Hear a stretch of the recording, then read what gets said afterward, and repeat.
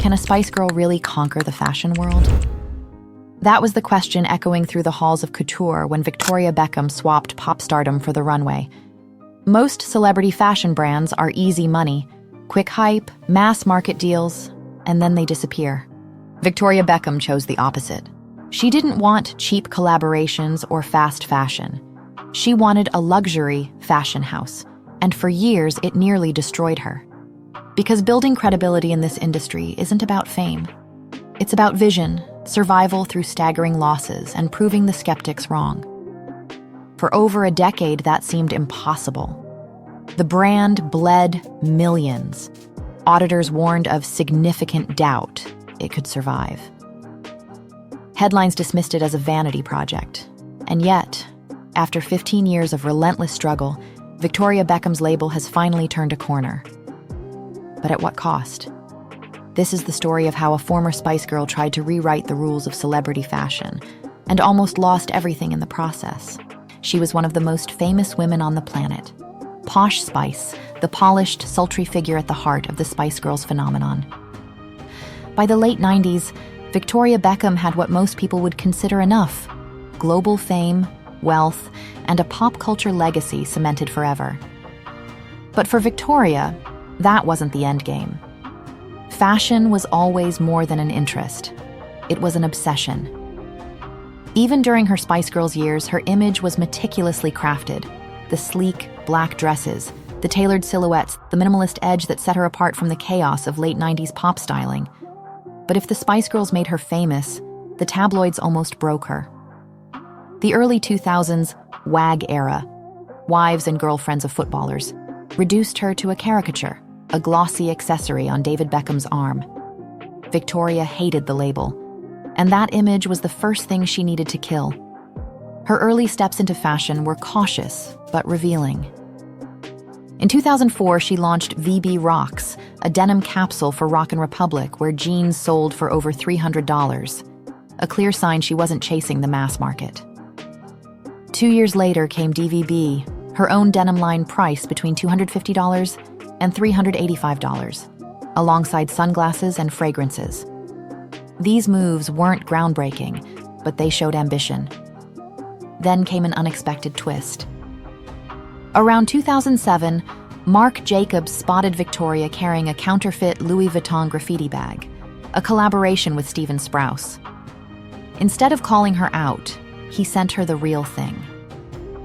That small gesture sparked a friendship that would change everything. Months later, Jacobs cast her in his spring 2008 campaign, shot by Jürgen Teller. The images were deliberately surreal. Victoria folded into an oversized shopping bag, her legs dangling out of giant boxes. It wasn't just cheeky advertising. It was a signal. If Marc Jacobs was willing to put her front and center, the fashion industry had to at least pay attention. Then came the real leap. In September 2008, Victoria Beckham unveiled her debut collection at New York Fashion Week, 10 dresses, shown in an intimate salon presentation at the Waldorf Hotel. No theatrics, no celebrity circus, just a small room, racks of clothes, and Victoria personally introducing each look to a handful of editors. But fashion was always what I really, really wanted to do. And I went into the fashion industry very naive. Would I have the guts to do it now, knowing the industry now? Probably not, but I didn't. And it was all about really just creating what I couldn't find as a consumer. The tension was real. Editors arrived expecting a disaster, ready to file scornful reviews of a pop star turned designer. Instead, they were stunned. The collection was described as a very impressive, accomplished debut with not a single dud. The clothes were a sharp contrast to her Spice Girls past. Body-skimming silhouettes, deep jewel tones, and architectural cuts designed to flatter. Built from Duchess satin and heavy crepe, with corsetry that spoke to real construction, these weren't gimmicks. They were serious dresses. Price tags started around £1,000 and climbed to £3,000. The message was clear. This wasn't a side hustle. Buyers fought for orders, and major stockists like Selfridges signed on immediately. For a moment, it seemed like the skeptics were wrong. What made it different from the usual celebrity line was Victoria herself. She wasn't slapping her name on fast fashion. She was fully involved, hosting every presentation, explaining every detail. She wasn't a trained designer, but she had a vision, sharp minimalism, understated elegance, clothes that reflected the woman she wanted to be. For a brief moment, it looked like she might just pull it off. But behind the glowing reviews was a brutal reality. Building a fashion house takes more than a good debut. And soon, the cracks would show. Although a strong debut was enough to silence critics, it wasn't enough to pay the bills. From the beginning, Victoria Beckham was playing a different game from other celebrity brands. There were no licensing deals with fast fashion giants, no diffusion partnerships to flood the market. She was building a true luxury label, and that meant astronomical costs: ateliers, runway shows, premium fabrics, global PR. And the numbers were brutal. Despite critical praise, the brand didn't turn a profit. Not in 2009, not in 2010, not in the years that followed. By the early 2010s, annual losses were climbing into the millions. Auditors issued warnings of significant doubt about its ability to continue operating. By that point, the losses weren't just annual. They had stacked up to more than £50 million overall, a figure that would have crushed almost any other independent label. Headlines questioned whether the brand could survive without constant cash injections. What went wrong? Part of it was scale. A small, tightly edited collection might impress editors, but it doesn't sustain a business. The brand expanded into accessories and eyewear. In 2011, a diffusion line, Victoria Beckham, was introduced to attract a younger audience with softer silhouettes and lower prices. By 2014, she opened her flagship store on Dover Street in London, followed by a second boutique in Hong Kong in 2016. On paper, it looked like growth. In reality, these moves were draining cash. There were creative challenges too. For years, the brand struggled to carve out a distinctive identity. The early collections were sleek and wearable, but critics compared them to Roland Mouret, a designer Victoria wore heavily before launching her label. Later, comparisons shifted to Phoebe Philo's Celine, the dominant force in minimal luxury at the time. Victoria's clothes were elegant, yes, but were they essential? Despite the skepticism, she didn't quit. She kept showing at fashion weeks, kept chasing legitimacy. In 2011, the British Fashion Council named her brand Designer Brand of the Year, a symbolic victory that signaled her growing credibility within the industry. Yet financially, the picture was grim. Reports suggested the Beckhams had personally bankrolled over £30 million to keep the company alive. I think fashion is a difficult industry, very, very difficult, and it doesn't come without its challenges. By the late 2010s, the question was no longer whether Victoria Beckham could design. It was whether her business could survive. And then came 2019, a turning point that would redefine the brand's strategy.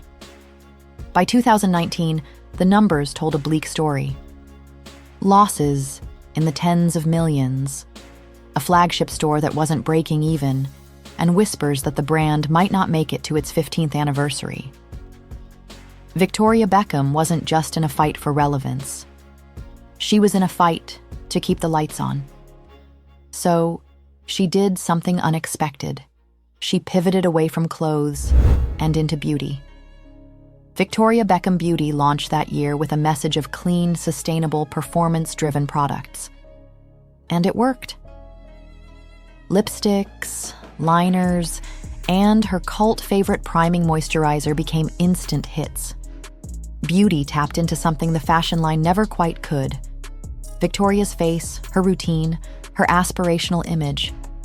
And unlike runway shows, beauty didn't cost millions to produce. For the first time, there was hope. But beauty alone couldn't cover the holes in the fashion business. Behind the scenes, the brand was tearing itself down to rebuild. Marie Leblanc, a veteran of Celine, and Isabelle Marant, came in as CEO with a clear mandate: merge the two fashion lines, slash overhead, and stop chasing scale. Price points rose to anchor the brand in true luxury territory, while collections became tighter and more commercially viable. Then, just as the restructuring began, the pandemic hit. Stores closed. Fashion weeks went digital. For a brand already on shaky ground, this could have been the final blow. Instead, Victoria Beckham doubled down. Accessories became the lifeline, especially handbags and belts, which offered far better margins than clothes. One design, the watch chain bag, became a hero product, showing up on influencers, editors, and waitlists. Meanwhile, the beauty division grew rapidly, expanding into skincare and launching perfumes that sold out almost instantly. Strategic partnerships reinforced the brand's name in luxury circles, including a Breitling watch collaboration and a Woolmark collection focused on sustainable merino wool. The strategy worked. After 14 years of heavy losses, 2022 marked a major financial turnaround, with the brand achieving its strongest performance to date. By 2023, momentum accelerated. Sales surged 52% to £89 million, driven by beauty, accessories, and online growth, while losses narrowed to their smallest level in the company's history. Then came a move nobody saw coming. In 2024, Victoria Beckham partnered with Mango on a capsule collection that blended her signature minimalism with high street accessibility. It sold out in record time, proving the brand could tap mass appeal without cheapening its image. After years of doubt, Victoria Beckham had achieved what most thought impossible: turning a celebrity label into a credible fashion and beauty business. The gamble was paying off. But the next chapter would bring an even bigger question. Could the brand scale without losing the exclusivity that saved it? By early 2025, that question looms larger than ever. The brand isn't just recovering, it's evolving. Victoria Beckham Holdings is now operating at its most efficient point in history. Losses that once threatened its survival have been dramatically reduced to their lowest levels ever, with 2023 marking a financial turnaround few thought possible. And the momentum hasn't slowed. On the runway, the Spring-Summer 2025 collection in Paris showcased a bolder, more experimental energy without abandoning the brand's minimalist DNA. There were resin-molded chiffons, sharply cut tailoring, corseted waistbands, and sheer shirts layered with precision. One standout look, a fluid green-draped dress worn by Gigi Hadid, dominated social feeds and sold out within hours, thanks to the brand's new "see now, buy now" model. Beauty remains another growth engine. After fragrances and the hit Cell Rejuvenating Priming Moisturizer, VB Beauty marked 2025 with its private collection lip definers, shades taken straight from Victoria's personal kit. They sold out almost instantly, reaffirming that beauty is not just a side category. It's the brand's financial backbone. Behind the scenes, leadership has shifted again. In early 2025, former Dior executive Sybille Lunel joined as CEO, signaling a phase of more calculated expansion. Under her guidance, the company plans to strengthen its global retail presence, already spanning 230 stores in 50 countries, while keeping the focus on profitability and brand integrity. So where does this leave Victoria Beckham in 2025? No longer a celebrity testing the waters, and no longer a brand fighting to survive. Instead, it stands as a case study in patience, reinvention, and ambition, proof that sometimes the slowest burn makes the strongest flame. Global buying director at Net-a-Porter summed it up best. Victoria is a successful businesswoman who juggles a busy life with family. She has a true understanding of what women want to wear and what makes them feel good in their day-to-day lives. I think we can say that Victoria Beckham has navigated a remarkable transformation. From a pop star to a respected designer, defying skeptics and overcoming financial hardships. 15 years ago, the idea of Victoria Beckham as a serious designer sounded like a punchline. Today, she's not just in the conversation, she's shaping it. But in a world where celebrity brands rise and fall overnight, How long can her empire last? Let me know what you think in the comments. Thank you for watching, and see you in the next one.